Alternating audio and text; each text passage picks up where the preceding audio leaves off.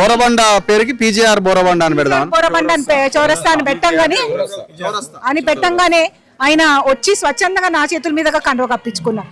అంటే అట్లా పీజీఆర్ ఫ్యామిలీకి కాంగ్రెస్ పార్టీకి కనెక్టివిటీ ఉంది. ఆయన పేరు చెప్తేనే ఎంతో మంది కాంగ్రెస్ వైపు వెళ్తా ఉంటారు, ఉన్నారు కూడా.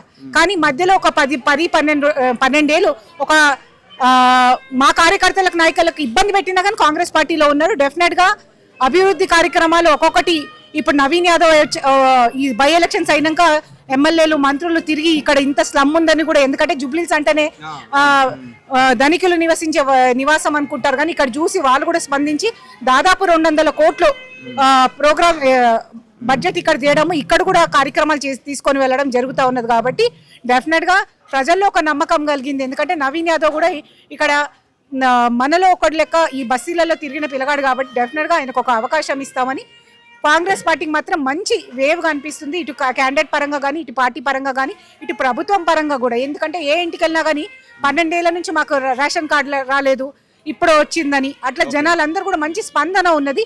డెఫినెట్ గా చెప్పనివి కూడా చేశాము, చెప్పినవి కూడా కొన్ని పెండింగ్ ఉన్నాయి. అన్ని కూడా కాంగ్రెస్ నాయకత్వంలో రేవంత్ రెడ్డి ఫైట్ టైట్ గా ఉంటుందా, లేకపోతే వన్ సైడ్ ఉండే అవకాశం ఉందా? ప్రజల్లో తిరుగుతుంటే మాత్రం మాకు మాత్రం నాడి వన్ సైడే అనిపిస్తున్నదండి. ఎందుకంటే ఎక్కడ చూడు కాంగ్రెస్ కి ఓటు వేయడానికి చాలా కారణాలు ఉన్నాయి కాబట్టి 100% అన్ని కారణాలు మా వైపే చూపిస్తుంది. కాబట్టి